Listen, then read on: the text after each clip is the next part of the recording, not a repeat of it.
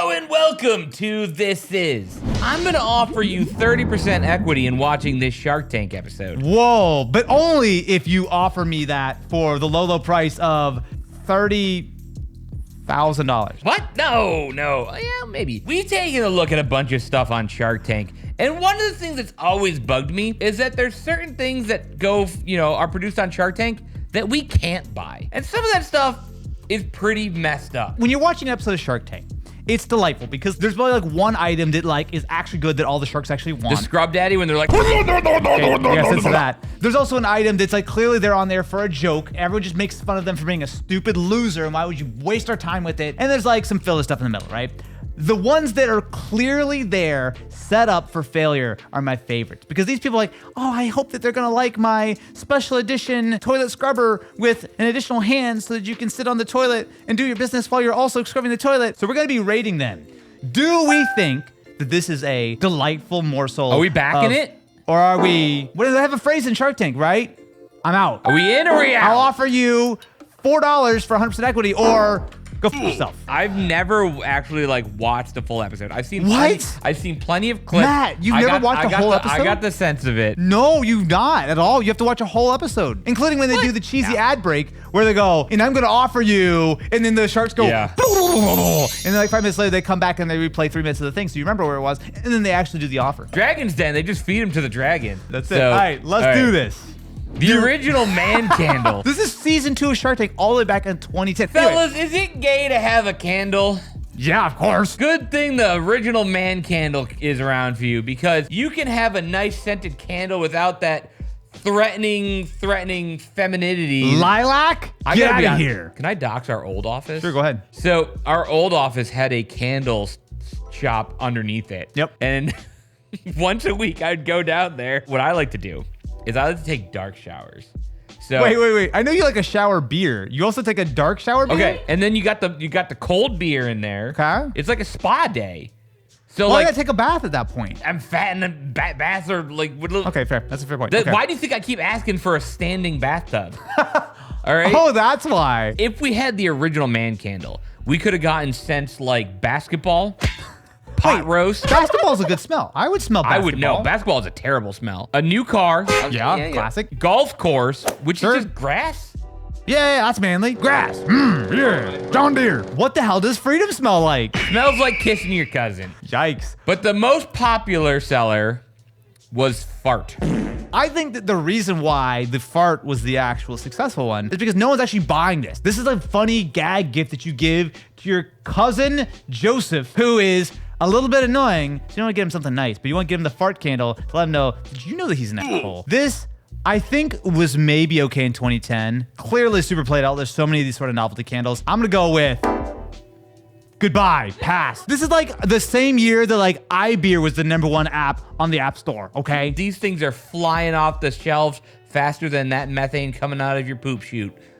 I'm backing this thing. Absolutely not. Where are they now? No deal. No deal. I know After the Shark Tank, he reached out to the original founder and offered $65,000 for a 30% stake in the company. Shockingly, there was some drama in the fart candle community. Thornberry later became the owner of the company by suing the original guy for breach of contract and collecting his $71,000 settlement dollars. As of right now, it is still available, but the products are out of stock. They just need a new investor, which I'm willing to offer. No. I want my signature fart scent. I will fart in a jar for you that you can light on fire. I feel there's a different website you can sell that. This video is brought to you by Squarespace. Take your small business or side hustle to the next level with a personalized website from Squarespace. Does your design experience start and end with Microsoft Paint? No worries, me too. But thankfully, Squarespace's design intelligence feature is here to help. Their new cutting-edge AI tools are trained using 2 decades of design expertise to help you build your website. And once you've got your customers on board with your sweet, awesome, totally rad website, it's super easy to set up a variety of payment options. With just a few clicks, you can accept Apple Pay, PayPal, credit cards, and even buy now, pay later services like Afterpay in eligible countries. Their online store feature makes it easier than ever to sell content online. You can put up online courses, blogs, vlogs, videos, and even the Banjo Boys' new EP. It's as easy as picking your price and whether you want a one-time fee or a recurring subscription. Are you ready to supercharge your brand's online presence? Well, check out squarespace.com/thisis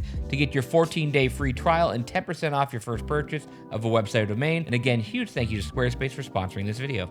The Euro Club. So here's the thing. Have you ever been out golfing with the boys? You have a couple too many brewskis, but the bathroom is so far away and there's no convenient electric means of transportation to get you from point A to point B.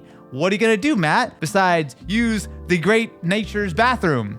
You're gonna use the Euro Club. It comes with a nice conveniently privacy towel, so it just looks like you're playing with yourself instead of peeing. You wouldn't use it to go golfing. Well, yeah, it's the club full of piss. It's just there as an optical illusion. What it does is it throws off your swings. That's why you wouldn't want to use it. So I just want to understand. So you put the little towel over your bits. You then unscrew your club. You put it underneath the towel. You do your business. Then you put the club back together. You put it back in your golf bag and you go about your business. That just feels like a win. I'm sure that the Sharks were a huge fan of this and that it was incredibly successful. So there are some other benefits to this because golfing's early in the morning. It's often a little chilly. This is now this doubles as a hand warmer. I hate the fact that that's actually not the worst idea I've heard. Yeah. It's probably better than some of the ideas from Shark Tank. Realistically, the problem though was the privacy towel just made it look like you were playing with yourself. It's a really Would little you towel, rather too. people think that or that know that you're pissing into a club? It's kind of a lose-lose situation. I would go for this. Can I just say, hard no on this. Also, Euro Club sounds like this is something you're gonna find in Germany. Yeah. Like, have you been to the Euro Club? Yeah. They had a beer. Great for golf tournament door prizes or retirement gifts for the man who has everything.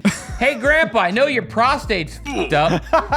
What? Kevin Harrington offered $25,000 for 70% equity. All of their social, the Twitters and stuff like that seem inactive, but the product is still available on Amazon for $40. So we're buying one? I find enough bottles of Aaron piss around the office. Like, we'll just open up a cabinet and there's just a jug. I will say justice for Aaron, that is not true. Because I find them and get rid of them before you find them? Okay, well, I've never seen them, so You I don't think they that's exist. Fireball that we have on the table all the time? Wow, yikes. He's cutting all of that out, but you are insane. What's next? You're gonna meet Lisa Sue in the men's bathroom again? We're at CES, and one of our contacts comes out of the bathroom. He's like, "You'll never guess who I just saw in the bathroom." And just right out the hip, I go, "Lisa Sue?" It's like, why would Lisa Sue be in the men's bathroom?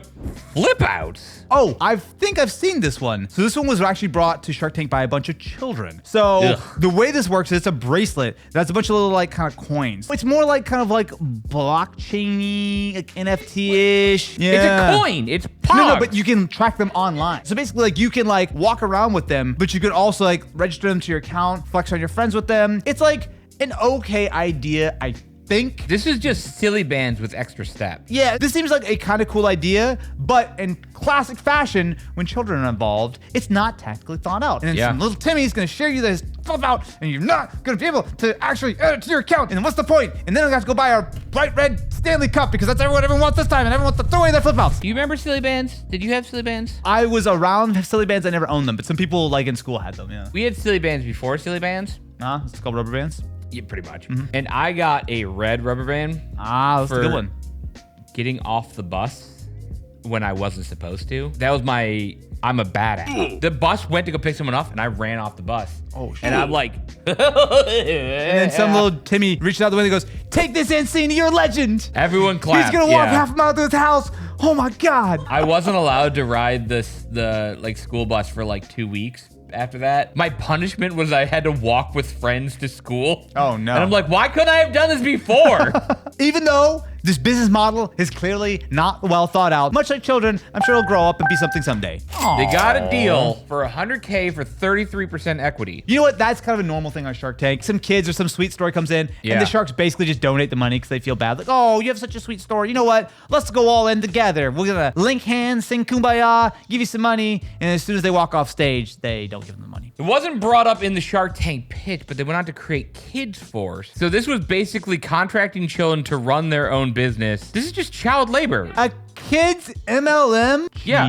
Genius. Get those little kids to work. The Sullivan Generator. Okay, can we just pause? So this dude's got his tie on, and he's pointing to this dubious looking invention. Now let me try to do my best to describe this sheer genius. This is a huge device. It goes out into the ocean. And it's going to process salt water into water vapor. Now, desalination is a real thing. In most of the world, you have fresh water, you treat it a little bit, you're good. But in a lot of very desertish sort of countries, such as like Saudi Arabia, where there's exactly zero fresh water anywhere, pretty much all the water is produced via desalination. But this is apparently going to use a vortex chamber to be spun using the Coriolis effect, the thing that makes toilet water spin, or I guess hurricanes or whatever. And then this spin turbines, and then the mineral precipitates manganese and gold from seawater. Everyone knows there's lots of manganese and gold in the salt water, and then profit. It's literally gonna be raining gold with this machine. I think it makes sense.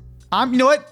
I'll back that. This guy is not here to scam people on air. No, he's actually here to give you a proper amount of Coriolis effect. As we all know, a little bit of Coriolis equals gold. I'm saying no, because if you draw your thing with marker and you can't even bother to fill in all the water bits, no.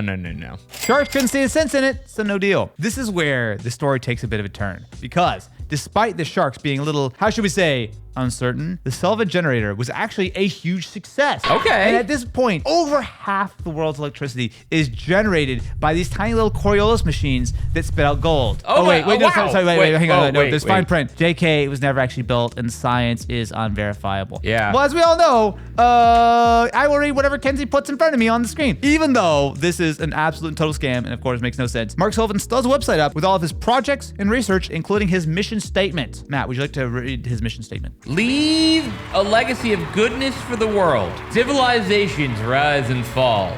Rome, Greece, which is still there, by the way. Egypt, also still there. Yeah, these are all places that still exist. But what did they leave behind? Their technological advancements live on. Nope, they didn't. We still don't know how the pyramids were made. My mission is to leave a legacy of goodness for the world.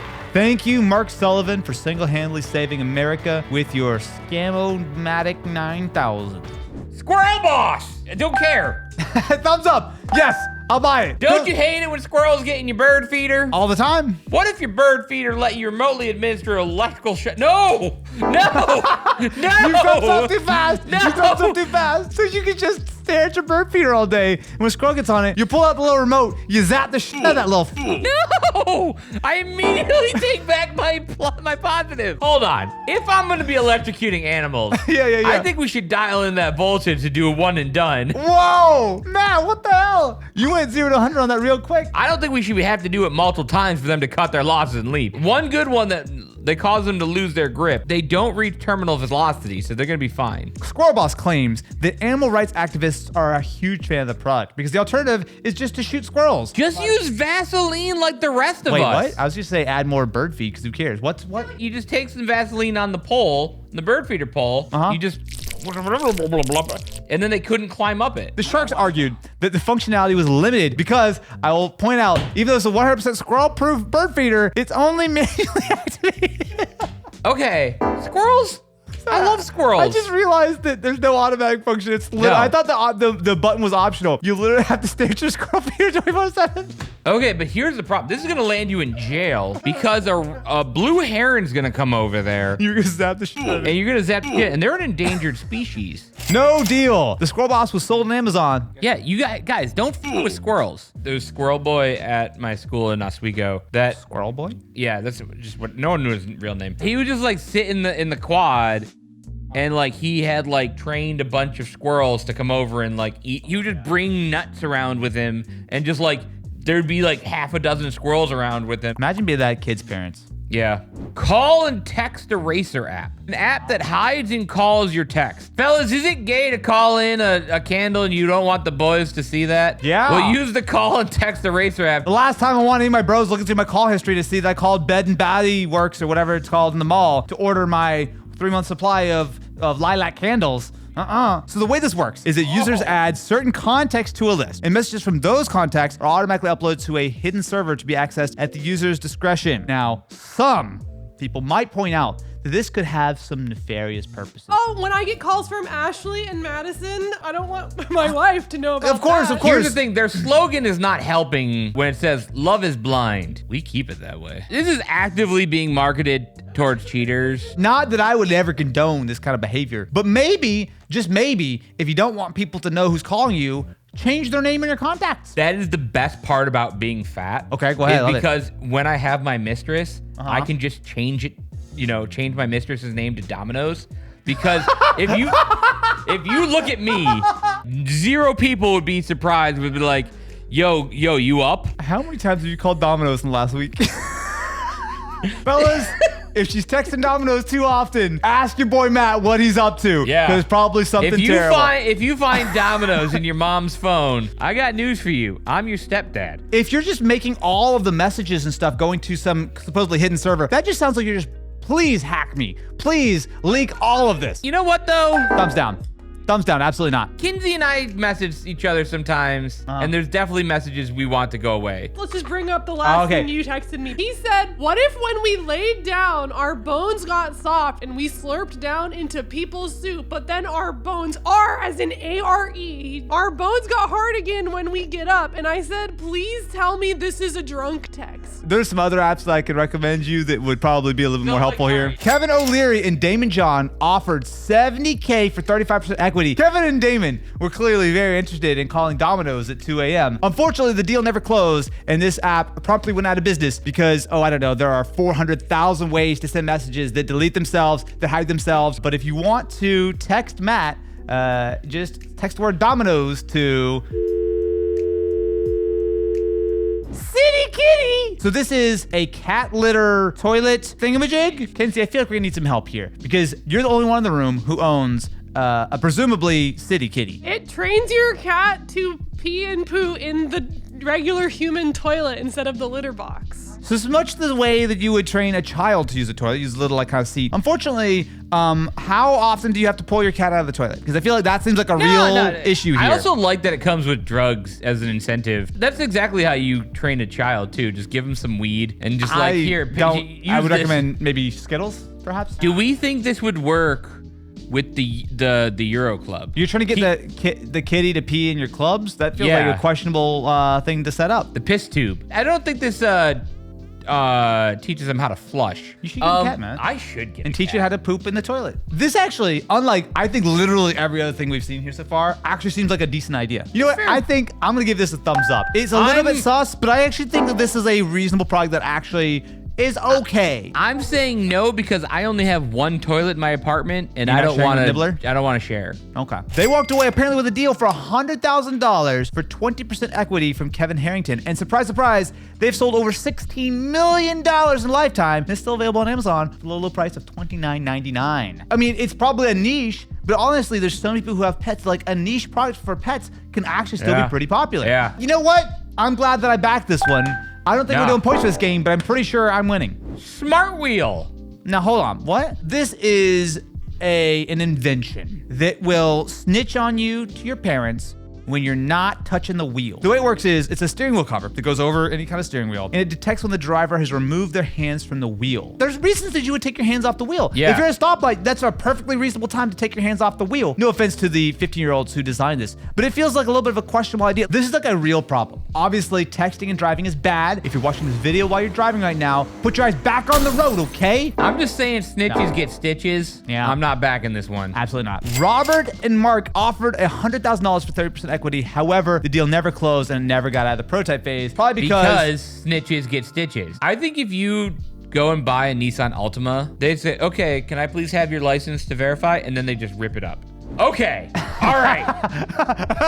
This one! I finally know one. The ESSO Negative Ion Watch. So this is a watch that, quote, balances the negative and positive ion. The pitch here is that, quote, our bodies are bombarded by positive ions every day from electron devices, which is apparently bad for you, maybe? So what they've done is they have developed silicone watches that have negative ions to counteract the positive ones. My favorite thing about this is Mark Cuban calls the guy out of meetings. He's like, this is a scam. You're a scammer. And Mark's like, if you back this, I'm gonna punch you in the face. Obviously, no.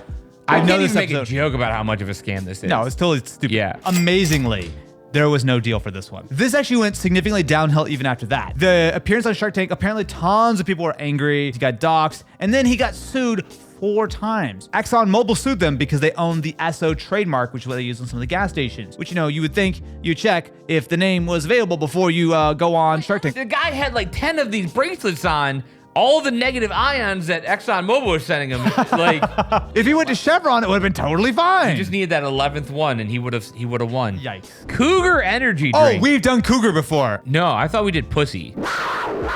Oh, you're right. Early on, someone had sent a bunch of pussy energy drink to the P.O. box. It was awful. If you are afraid of drinking Red Bull because it's so manly, Monster's too scary, Rockstar's too loud, well, then the energy drink you need is Cougar.